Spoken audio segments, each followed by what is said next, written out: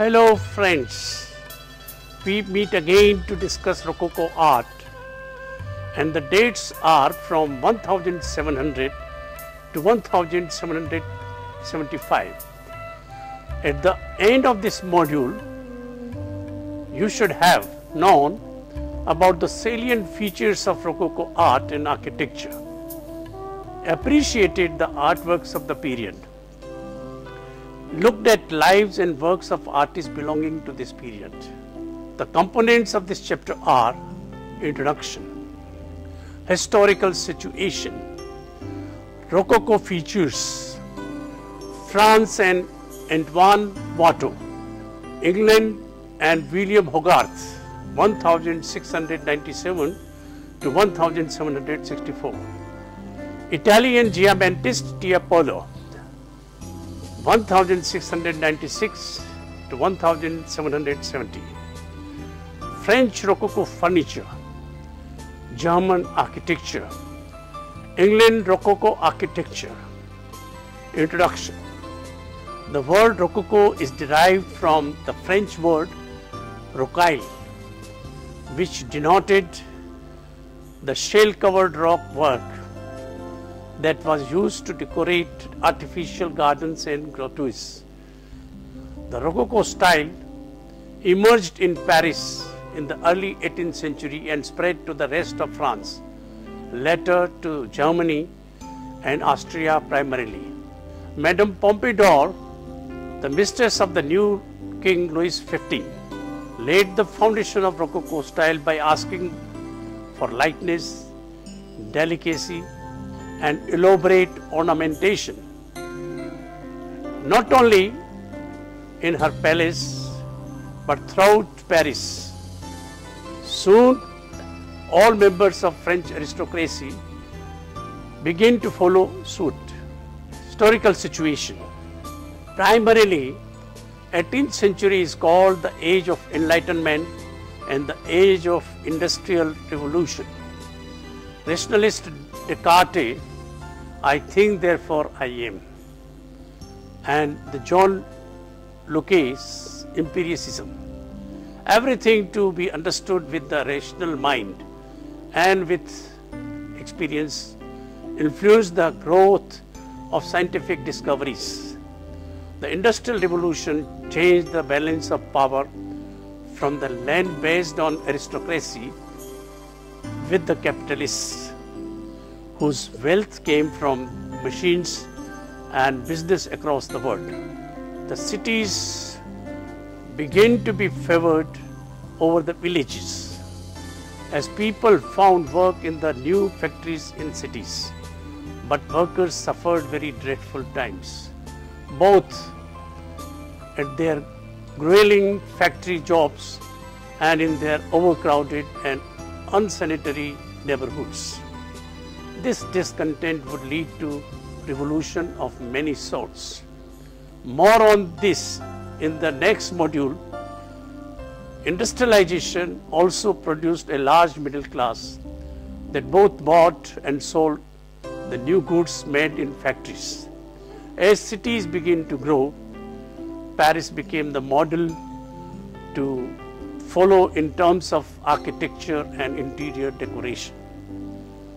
As Enlightenment idea gained in popularity, women played larger roles than before, although they still did not have many rights or privileges. Rococo art reflected some of these ideological shifts. With the relaxation of moral standards came more erotic paintings. Some paintings were overtly sexual while others remained subtle. The Rococo artist, especially Watteau, focused on aristocratic subjects and de-emphasized religions, reflecting the shift away from the church as a pattern. Enlightened aristocratic women began holding salons to facilitate and promote conversation and the spread of Enlightenment ideals. As women began to influence other aspects of society, the paintings became more feminine and light-hearted. The new softer style was inspired and influenced by the women in Paris, along with the Pompadour Madame de Staël de la Fierté de Sévigné and Du Satellite Maria Theresa in Austria, Elizabeth and Catherine in Russia, encouraged this style that was complemented by elegant furniture. Enchanting small sculpture, ornamented mirror frames, delightful ceramics and silver, a few easel paintings and decorative tapestry. Rococo style cannot be understood in terms of individual objects, but as a complete whole. French gentry built elegant townhouses in French hotels, smaller than those in Versailles, but as grand. These salons were the center of cultural and social exchange and a luxurious life specially dedicated to pleasure, leisure and sensuality that frequently masked social insecurity and ambivalence. When these Persian salons were lit by candles, they must be glittered with light, reflected and refracted by gorgeous surfaces.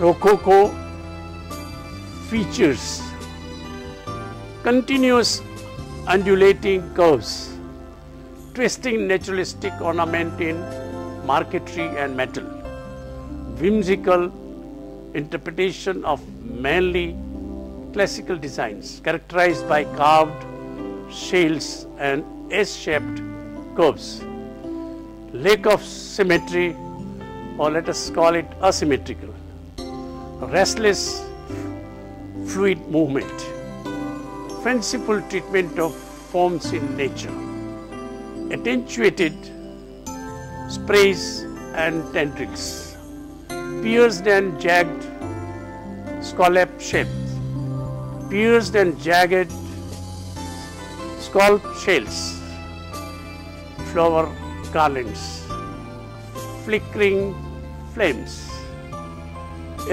exotic motifs from the near and far east, especially China, freely modeled forms, often combining natural elements, e.g.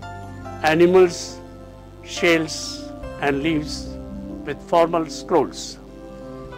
We know that after 75 years, in 1715, the French got a new king, Louis XV. A boy only 5 years old, he succeeded his great-grandfather, Louis VI, the Sun King, who had made France the preeminent power in Europe.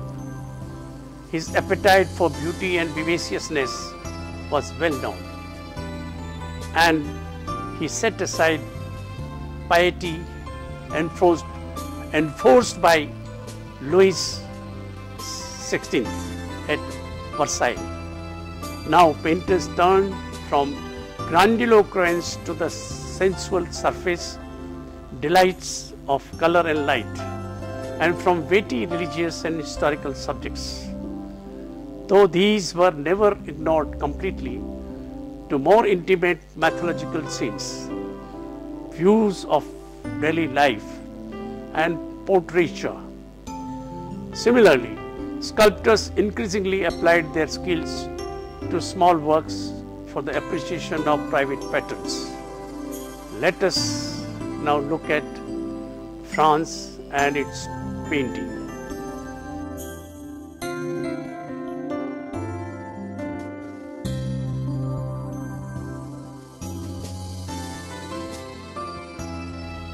Antoine Watteau, 1684 to 1721, was the originator and greatest proponent of French Rococo style in painting. Born in the provincial town of Valenciennes, Watteau came to Paris around 1702, where he studied Rubens' paintings, shared his interest in voluptuous nudes, richly textured materials. Nevertheless, the thin, graceful proportions of Watteau's figures and his subject matter are more consistent with Rococo style. He is especially known for his fête galantes, paintings of festive gatherings in which elegant aristocrats relax in outdoor settings. Look at the painting, for instance. When he showed the painting to the French Academy, it not only accepted the painting but added the category fête galantes and its hierarchy of genres. He portrayed an imaginary, idyllic and sensual life of Rococo aristocrats, but with the same melancholic undertone that hints at the fleeting quality of human happiness. Look at the statue of Venus, draped with flowers denting love and fertility.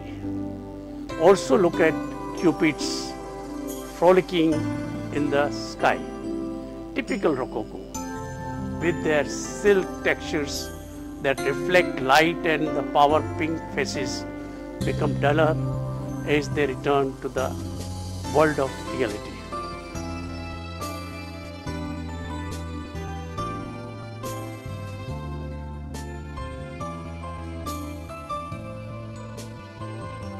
Jean Hannard Fragonard, 1732 to 1806. Look at his most famous painting, The Swing, supposedly very sensuous in its overtones. Note the pretty frills patterns, the lacy ruffles in dress of the girl swinging are repeated in the illuminated leaves, twisting branches and scalloped edges of the fluffy clouds. At the right of the painting, an elderly cleric pushes the swing. A voyeuristic suitor hides in the bushes and gazes under the girl's skirts. His hat and her shoe are sexual references in this context. The stone statues also deepen the erotic implications of the scene. Now we discuss François Boucher, 1703 to 1770. Boucher's career opened as an engraver of Watteau's pictures, and from then on assumed the pattern of traditional success. It is said that Fragonard and Boucher vulgarized and produced a more intimate and obvious effect, while Watteau had refined his style and achieved an all-enveloping aura of aristocratic decency. Look at the satin of the drapes and cushions, etc., and pink color of her body. Her buttocks in the center of the painting make her very human. as opposed to the gold-like characters of Watteau. Let us now discuss Adelaide Guillard, 1749 to 1803.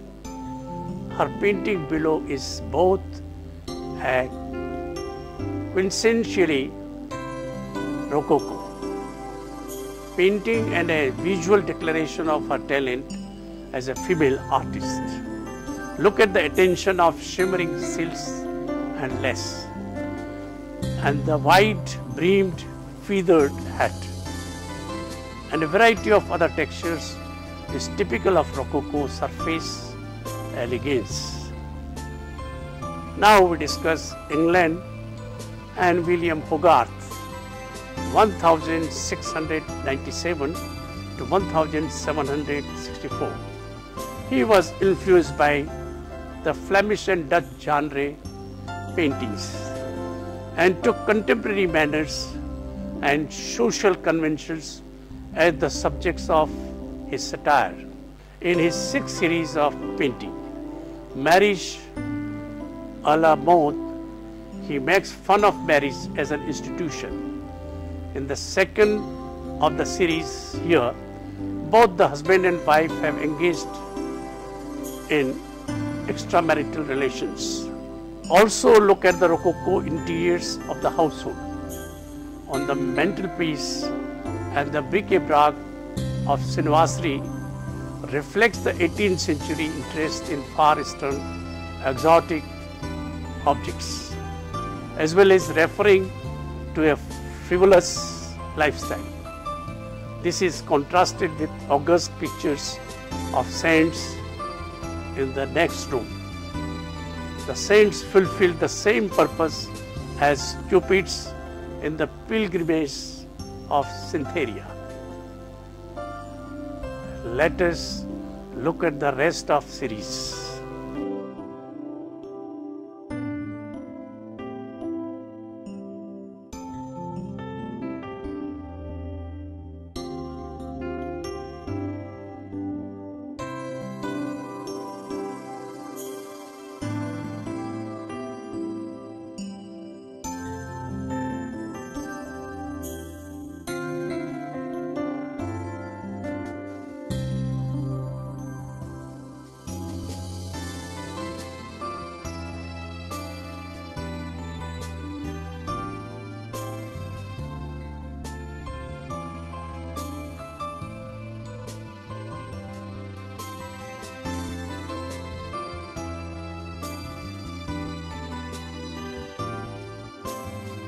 Italy and Giambattista Tiepolo, 1696 to 1770.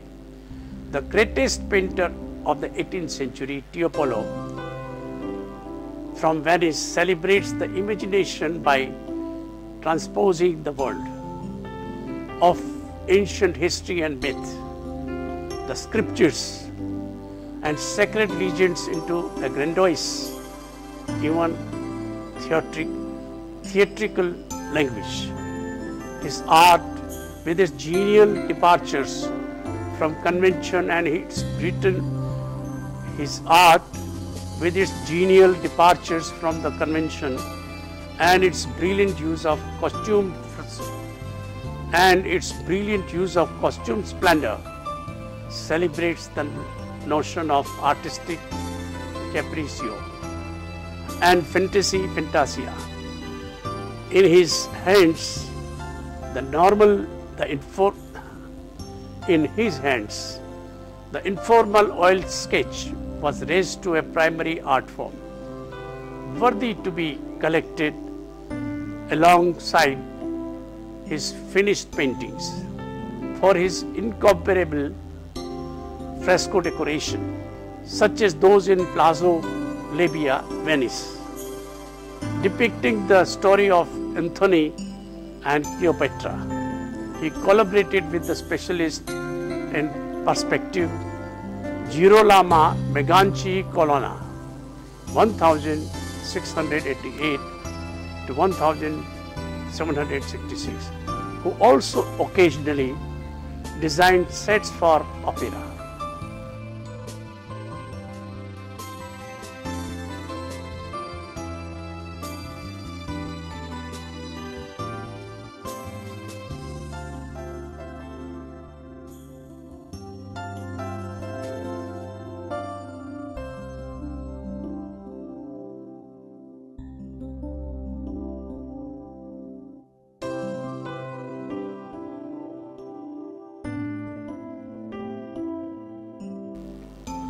Let us now discuss French Rococo furniture. The Rococo period produced furniture which remained unparalleled in its beauty of line and detail. Minute finish and costly materials expertly used. Also in this period, most of the furniture types with which we are familiar today came into being. Such pieces as the writing table, the secretariat of many different types, and notably the drop front and cylinder type, and the sofa in many glosses. Notably the drop front and cylinder type, and the sofa in many gauzes, canopies, lit the repos. Porcelain was sometimes incorporated into French furniture design, usually in the form of painted plaques or discs set in bronze frames, much of it coming from Severa. The furniture, predominantly feminine, was filled with sensuous curves, fragile appearance, flowers-laden wall paneling, elaborate pomp d'oils of garlands and sprays of flowers, inhabited by the tiny birds and animals, the direct descendants of the grotesque. The small scale of much of the furniture is also largely due to the fact that it was pioneered by women.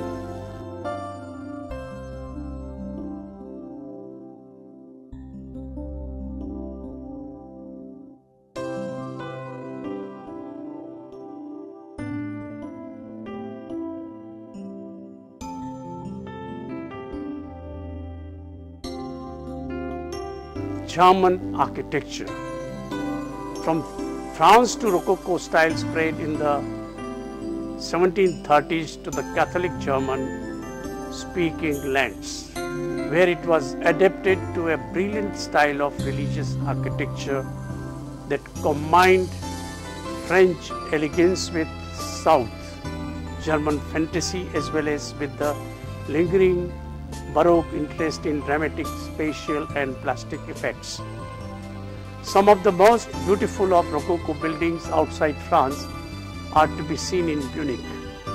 For example, the refined and delicate Amalienburg 1713 to 1739 in the park of Nymphenburg, and the Residence Theatre, rebuilt after World War II, both by Francois de Quillis.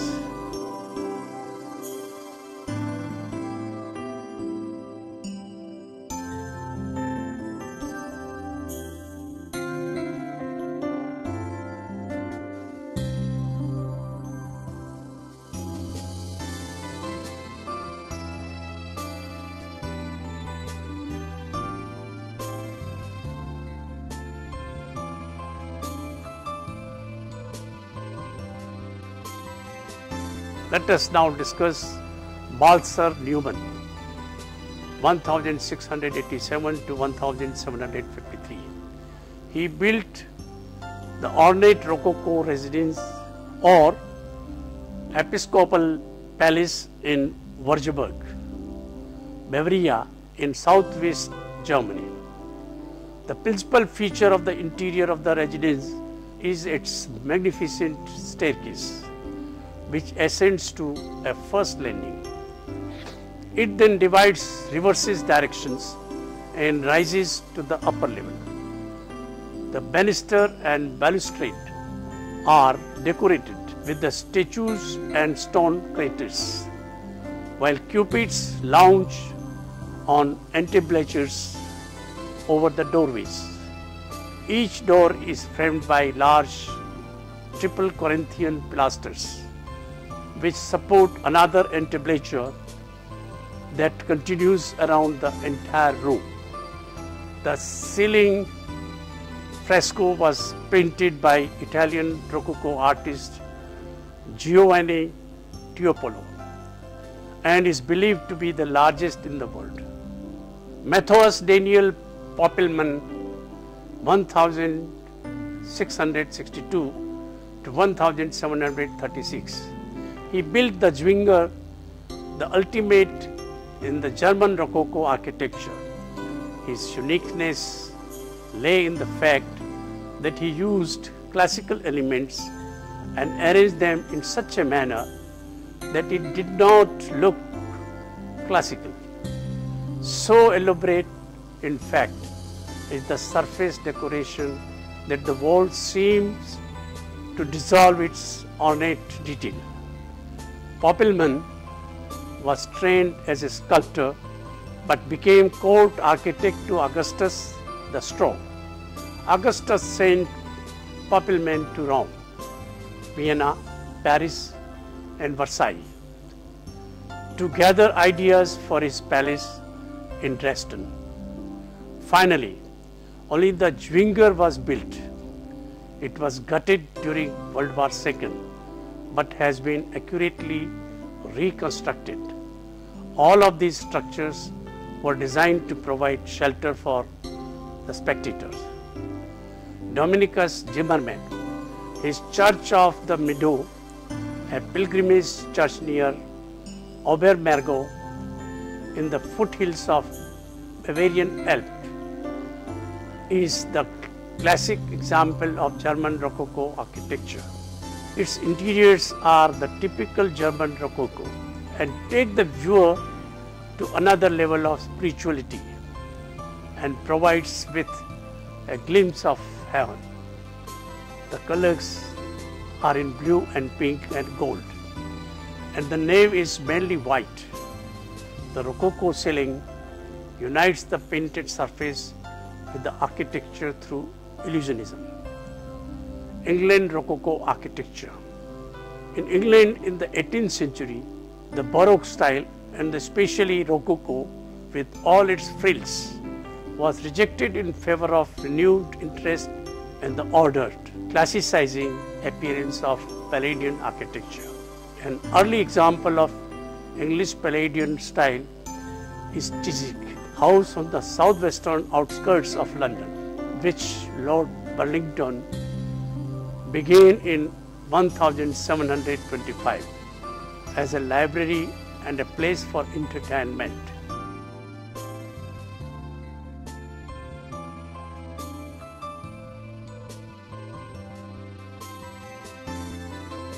Another leader of the classical revival in England, particularly in interior design, was Robert Adam. In a fireplace niche in the entrance hall of Osterley Park House near London, which Adam began to remodel in 1761. He recreated the atmosphere of a Roman villa. Although there is still an element of Rococo delicacy, especially in the pastel color schemes of certain rooms, it is now a much more austere setting. The main characteristics of this latter style are axial symmetry and geometrical regularity, both of which reflect the taste of classical revival. Until the 18th century, art contained no frivolous subjects. Every piece of art had a redeeming moral value to it, and many focused on religious themes. The reign of Louis XV loosened moral codes and Rococo are reflected in this change. The Rococo was not just harbinger of revolution, but also a kind of revolution, Unfortunately, for the Rococo artists, the French Revolution changed the paradigms of society once again, forcing artists to adapt their work to fit the nature of the times, bringing an end to the Rococo period in the late 1080s. Although some art historians claim that Rococo was really just an extension of Baroque, the qualities of Rococo represented here show that it is a unique style with the characteristics of all its own.